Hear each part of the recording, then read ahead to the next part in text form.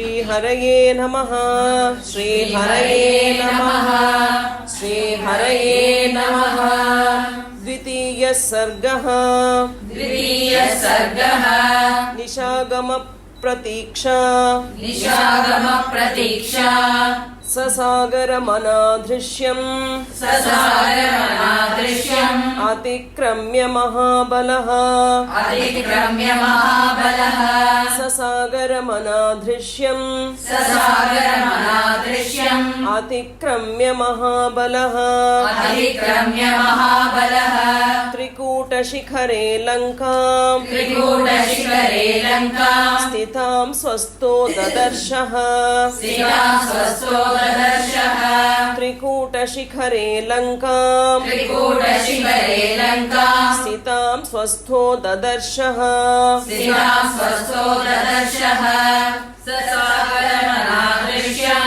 अधिक्रम्य महाबलः त्रिकूटशिखरे लङ्काम् स्थितां स्वस्थो ददर्शः। ततः पादपमुक्तेन पुष्पवर्षेण वीर्यवान् ततः पादपमुक्तेन पुष्पवर्षेण वीर्यवान् अभिवृष्टस्थितस्तत्र बभौ पुष्पमयो यथा अभिवृष्टस्थितस्तत्र बभौ पुष्पमयो यथा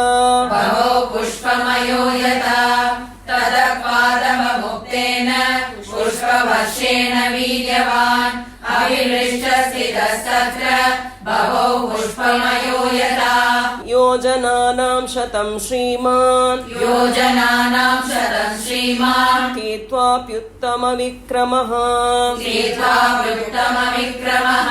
योजनानां शतं श्रीमान् तीत्वाप्युत्तमविक्रमः अनिश्वसन् कपिस्तत्र नग्लानिम् अधिगच्छति अनिश्वसन् कपिस्तत्र नग्लानिम् अधिगच्छति योजनानां शतं श्रीमान् तीत्वाप्युत्तमविक्रमः अनिश्वसन् कपिस्तत्र नग्लानिम् अधिगच्छति। शतान्यहं योजनानां क्रमेयं सुबहून्यपि शतान्यहं योजनानां क्रमेयं सुबहून्यपि किं पुनः सागरस्यान्तं संख्यातं शतयोजनम् किं पुनः सागरस्यान्तं संख्यातं शतयोजनम् शतान्यहं योजनानां क्रमेयं सुबहून्यपि किं पुनः सागरस्यान्तं संख्यातं शतयोजनम्। स तु वीर्यवतां श्रेष्ठः प्लवतामपि चोत्तमः स तु वीर्यवतां श्रेष्ठः प्लवतामपि चोत्तमः जगाम वेगवालङ्काम् लङ्घयित्वा महोदधिम् जगाम वेगवालङ्काम् लङ्घयित्वा महोदधिम्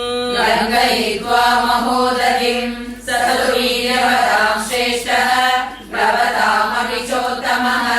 जगाम वेगवालङ्काम् लङ्घयित्वा महोदधिम्। शाद्वलानि च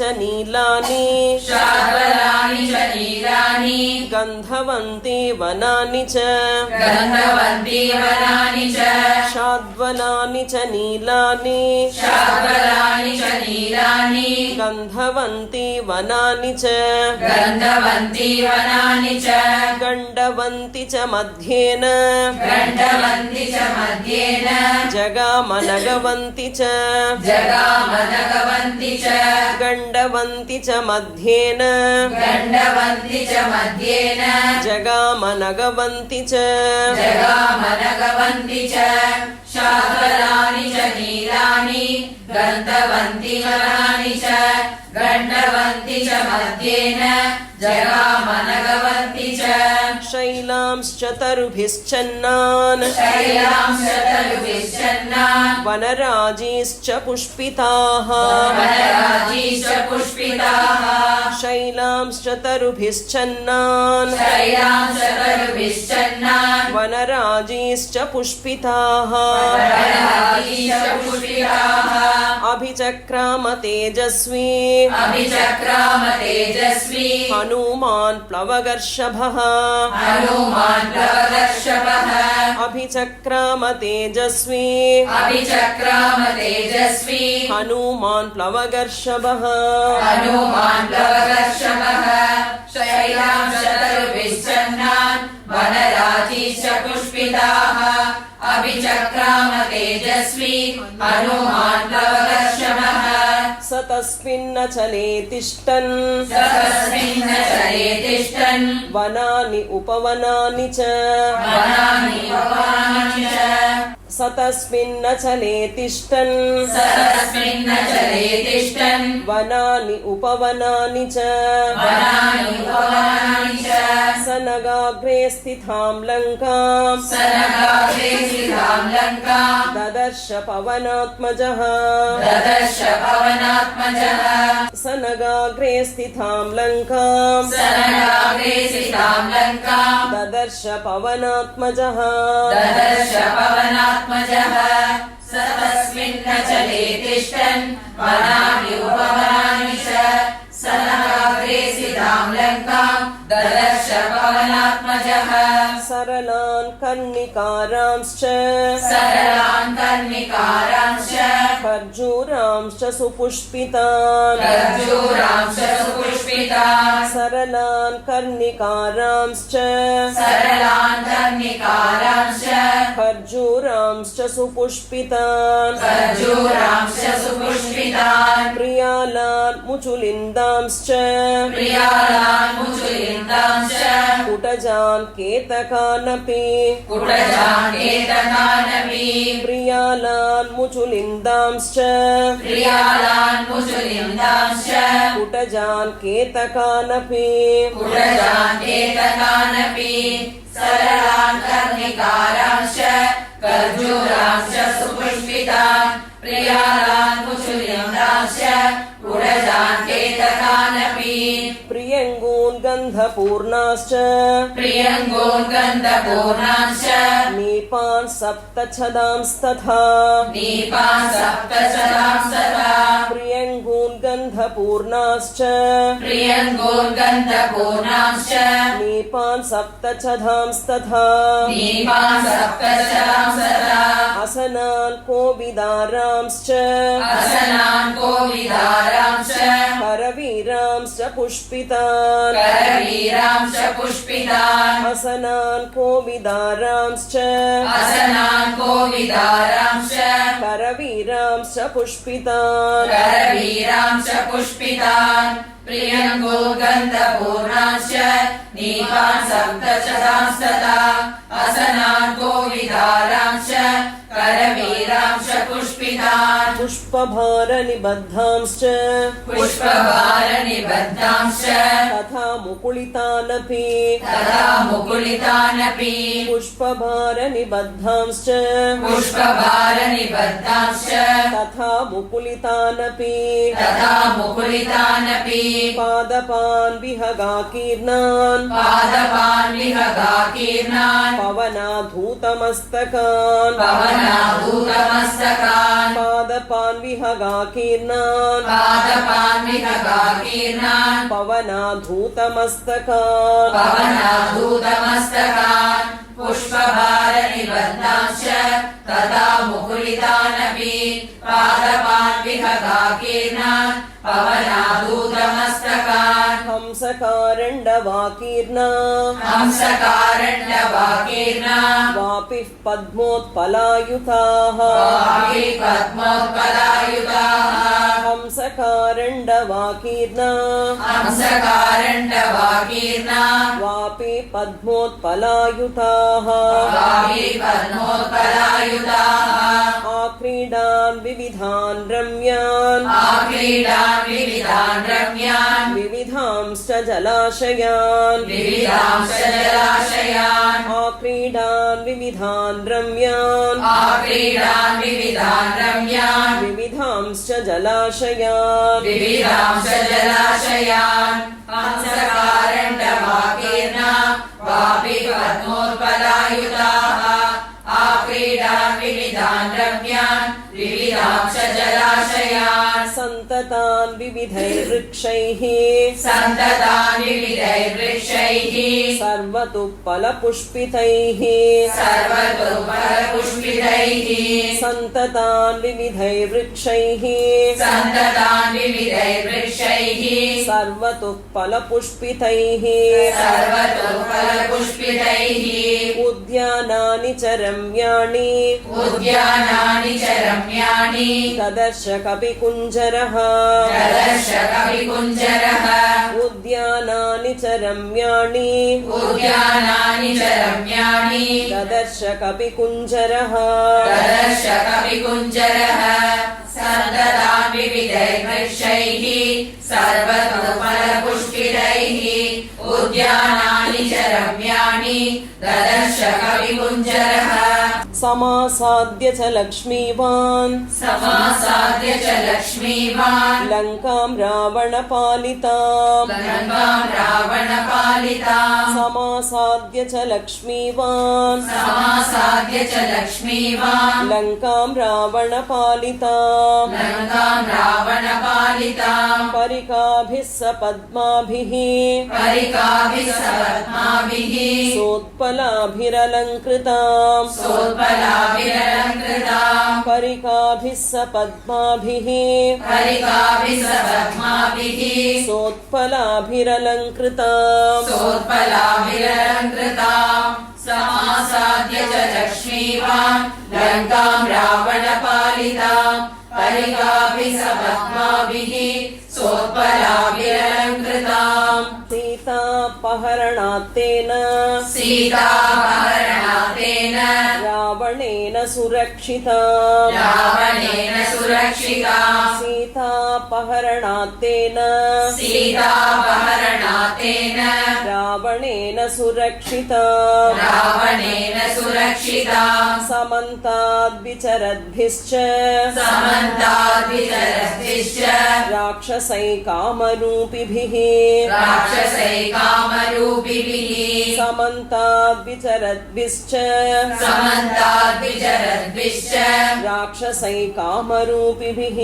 राक्षसैकामरूपिभिः सीतापहरणातेन रावणेन सुरक्षिता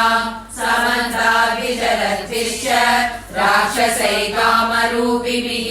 काञ्चनेनावृतां रम्यां काञ्चनेनावृतां रम्याम् प्राकारेण महापुरीं प्राकारेण महापुरीम् काञ्चनेनावृतां रम्यां काञ्चनेनावृतां रम्याम् प्राकारेण महापुरीं प्राकारेण महापुरीम् गृहैश्च ग्रहसङ्काशैः गृहैश्च ग्रहसङ्काशैः शारदाम्बुदसन्निभैः शारदाम्बुदसन्निभैः गृहैश्च ग्रहसङ्काशैः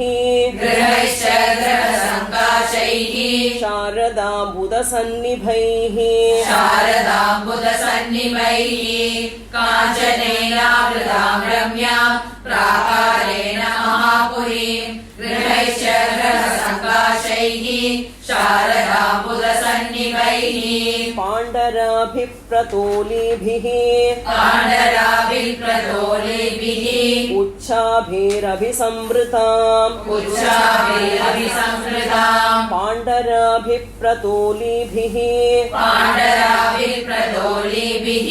उच्चाभिरभिसंवृताम् उच्चाभिरभिसंवृताम् अट्टालकशताकीर्णाम् अट्टालकशताकीर्णाम् पताकाध्वजमालिनीम् पताकाध्वजमालिनीम् अट्टालकशताकीर्णाम् अट्टालकशताकीर्णाम् पताकाध्वजमालिनीम् पताकाध्वजमालिनीम् पाण्डराभिप्रतोलीभिः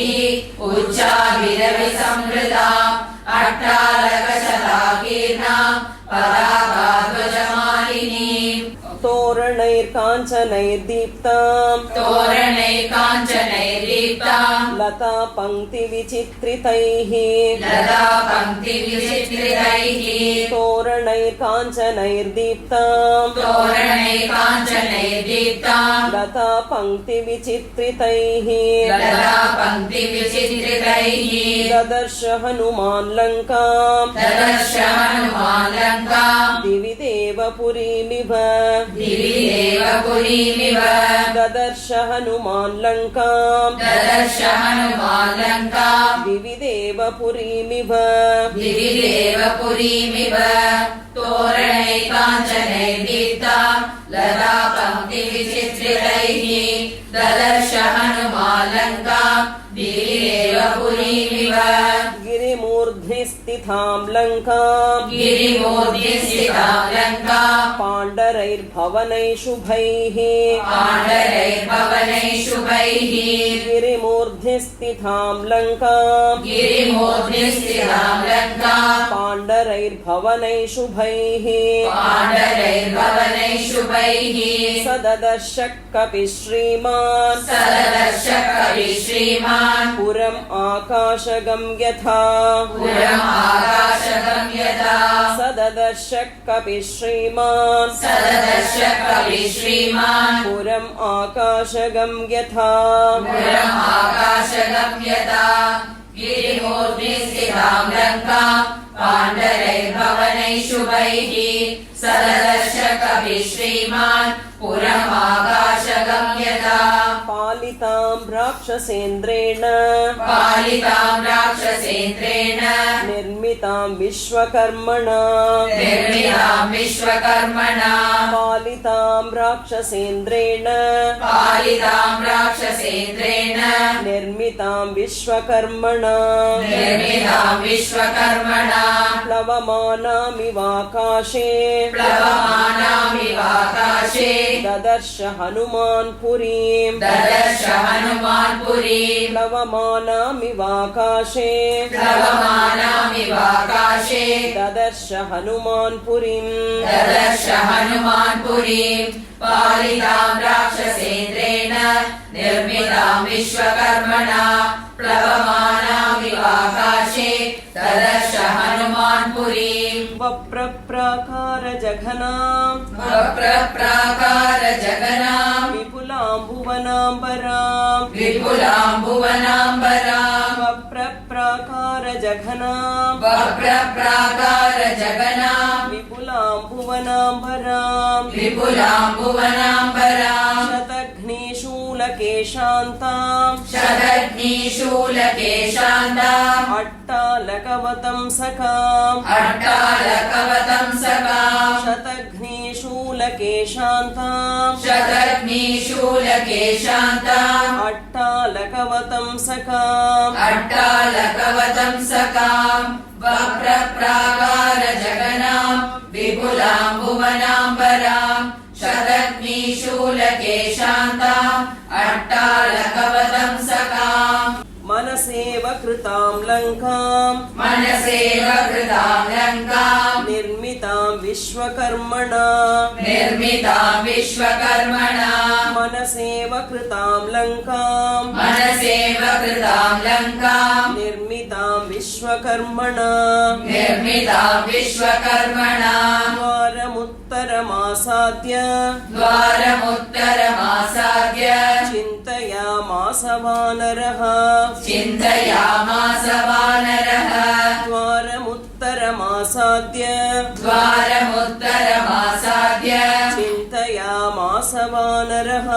चिन्तयामास वानरः मनसेव कृतां लङ्कां निर्मितां विश्वकर्मणा द्वारमुत्तरमासाद्य चिन्तयामास वानरः कैलासनिलयप्रख्यम् आलिखन्तमिवाम्बरम्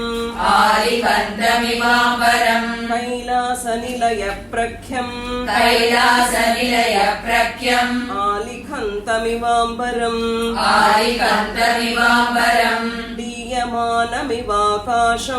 दीयमानमिवाकाशम् उच्छ्रितैर्भवनोत्तमैः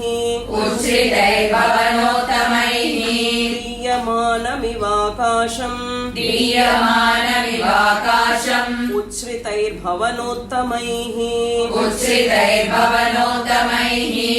कैलासनिलयप्रख्यम् आलिखन्तमिवाम्बरम् दीयमानमिवाकाशम्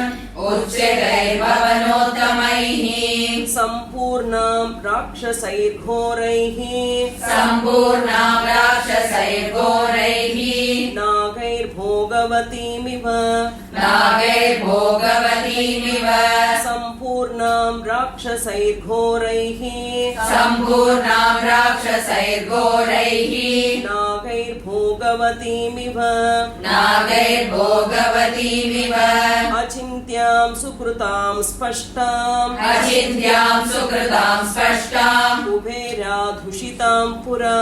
कुबेराधुषितां पुरा अचिन्त्यां सुकृतां स्पष्टाम्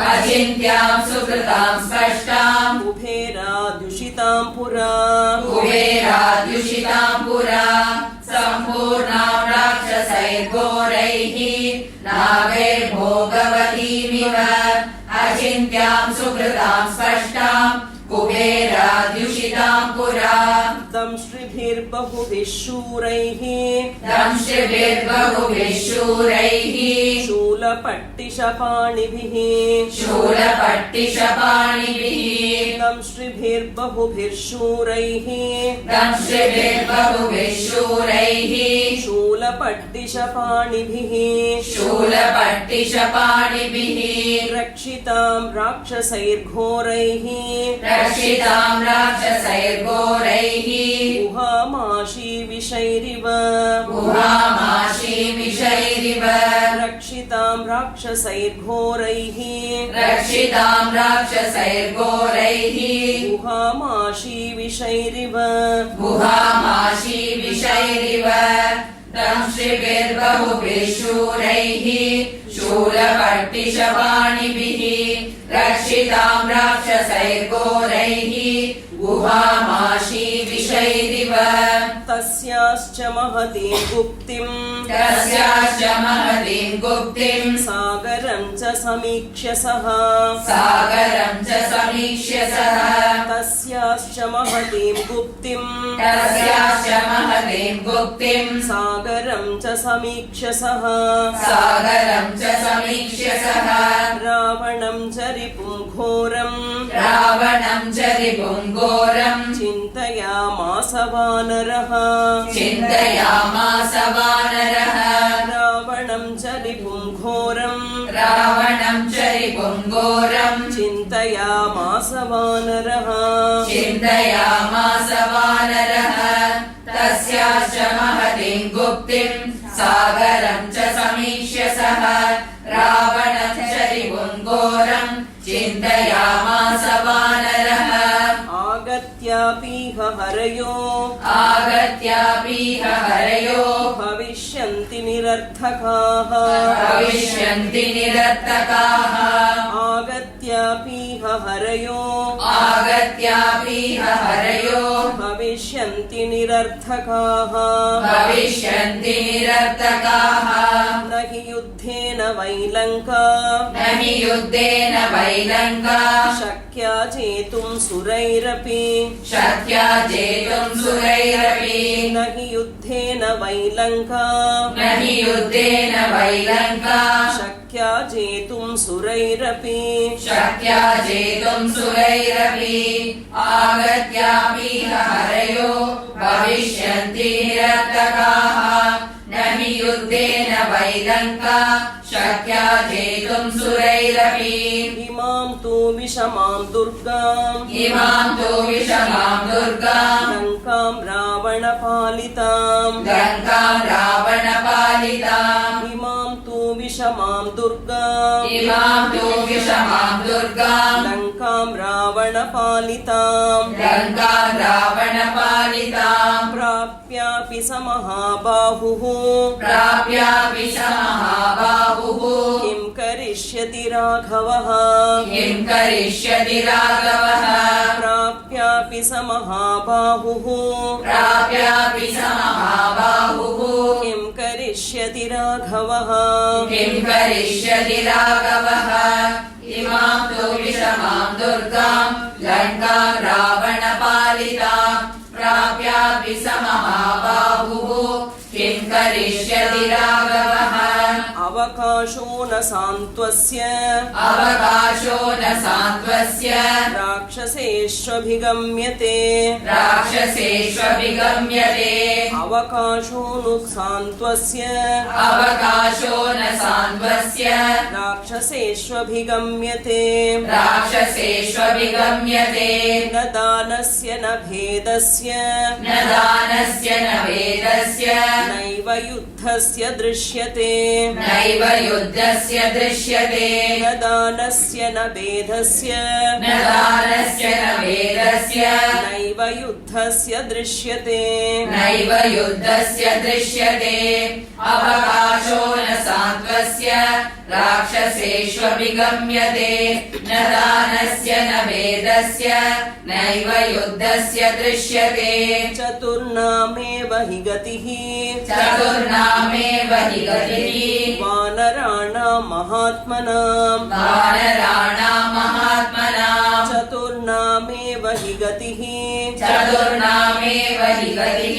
वानराणां महात्मनां वानराणां महात्मनां वालिपुत्रस्य नीलस्य वालिपुत्रस्य नीलस्य मम राज्ञश्च धीमतः मम राज्ञश्च धीमतः वालिपुत्रस्य नीलस्य वालिपुत्रस्य नीलस्य मम राज्ञश्च धीमतः मम राज्ञश्च धीमतः चतुर्नामेव हि गतिः वानराणां महात्मनां वालिपुत्रस्य नीलस्य मम राज्ञश्च धीमतः